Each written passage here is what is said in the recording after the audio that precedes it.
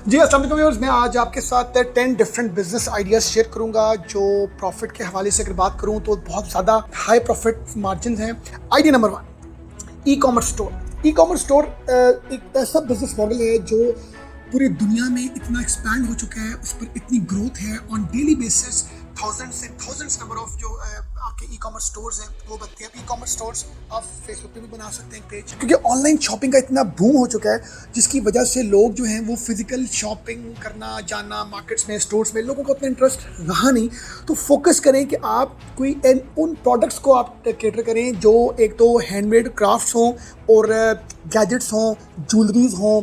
Idea number 2 है digital marketing agency. जितने भी बिजनेसेस हैं, चाहे वो स्मॉल स्केल के हैं, मीडियम के हैं, लार्ज के हैं, उन सबको डिजिटल मार्केटिंग एजेंसीज चाहिए। तो ये एक बहुत बड़ा एक ट्रेंडिंग बिजनेस है। 2-3-4 महीने का कोर्स होता है डिजिटल मार्केटिंग, जिसके अंदर आपको एसईओ करनी है, जिसके अंदर आपको फेसबुक हैंडलिंग, आपको मीडिया मार्केटिंग से रिलेटेड, कंटेंट क्रिएशन से रिलेटेड, इस तरह की आपको ग्राफिक डिज़ाइनिंग आपको पता होनी चाहिए, आपको ब्रोशर्स, कैटलॉग्स, आपको डिज़ाइंस, आपको इन चीज़ों के बारे में पता होना चाहिए। और ये सब चीज़ें पता करने के लिए आपको पैसों की ज़रूरत कहीं से नहीं है, टाइम की ज़रूरत है। जो टाइम आप देंगे वही आपकी इन्वेस्टमेंट होगी। Idea number 3, subscription box service. Subscription box service क्या है? पहले लोग प्रोडक्ट ओरिएंटेड थे, अब लोग प्रेजेंटेशन ओरिएंटेड हो गए। लोग प्रेजेंटेशन में people are willing to spend money कि यार भाई हमारी प्रोडक्ट अगर हल्की भी है ना, बट उसकी प्रेजेंटेशन अच्छी होनी चाहिए।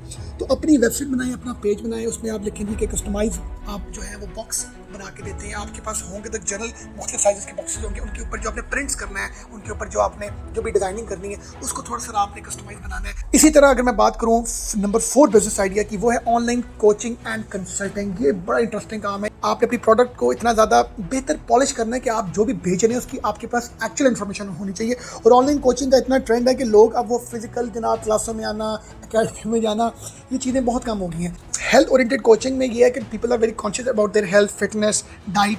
तो इसका एक बहुत बड़ा ट्रेंड है। ऑन द अदर साइड आप इमिग्रेशन के हवाले से, आप वीज़ा के हवाले से, आप किसी भी ऐसी ट्रेंडिंग चीज़ के ऊपर अपनी कंसिस्टेंसी दें, क्योंकि जिसका ट्रेंड हाई होगा तो उसकी मार्केट भी हाई होगी। नंबर 5 है जी mobile app development. IT oriented आपका एक माइंड है तो आप जो है वो मोबाइल ऐप डेवलपमेंट में आए। पहले लोग इन्वेस्ट करते थे फर्नीचर के ऊपर, एसी के ऊपर, ऑफिस के ऊपर, फैक्स प्रिंटर। अब लोग इन्वेस्ट करते हैं वेबसाइट के ऊपर और ऐप के ऊपर। लोग कहते हैं यार हमें ये चीज़ें नहीं चाहिए, हमें ये बेकार की चीज़ें नहीं चाहिए, हमें वेबसाइट चाहिए और ऐप चाहिए। नंबर 6 की अगर मैं बात करूँ वो है drop shipping business. Drop shipping business एक बहुत ही कॉमन बिजनेस मॉडल है। ये ई कॉमर्स से रिलेटेड है। इसमें सबसे जो इंटरेस्टिंग बात है कि आपको इन्वेंट्री, जो सामान है, गुड्स है, वो आपको स्टॉक करने की ज़रूरत नहीं है।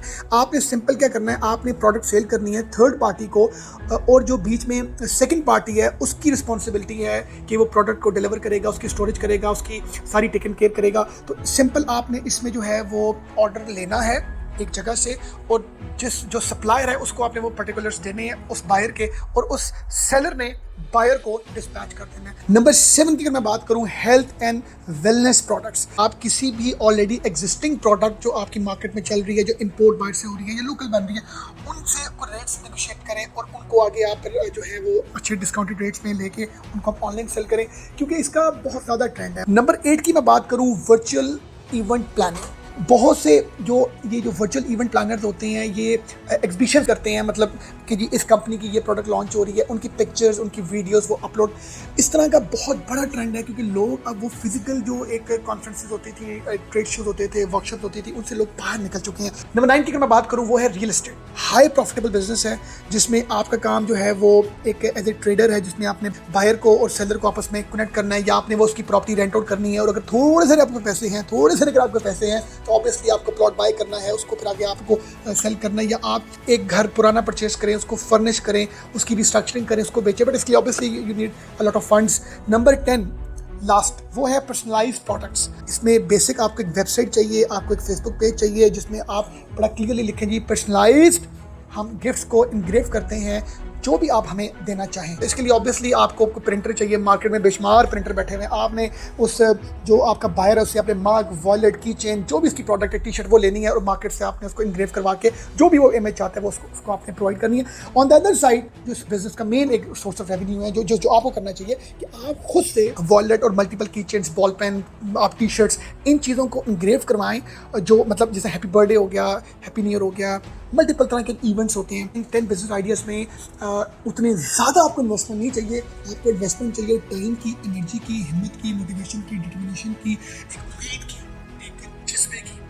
इन सब चीज़ों का कॉम्बिनेशन होगा तो आप बिजनेस कर सकेंगे, एंटरप्रेन्योर बन सकेंगे। वो चीज़ नहीं है कि जी पैसे आएंगे तो मैं बिजनेस करूंगा, कोई ऐसी चीज़ मैंने आपके साथ डिस्कस नहीं की। रियल एस्टेट के अलावा वो भी आप अगर एज एजेंट काम करते हैं तो आपको उतने इन्वेस्टमेंट की जरूरत नहीं है, थोड़ा बहुत पेट्रोल तो आपको लगाना पड़ेगा। Thank you very much for watching us.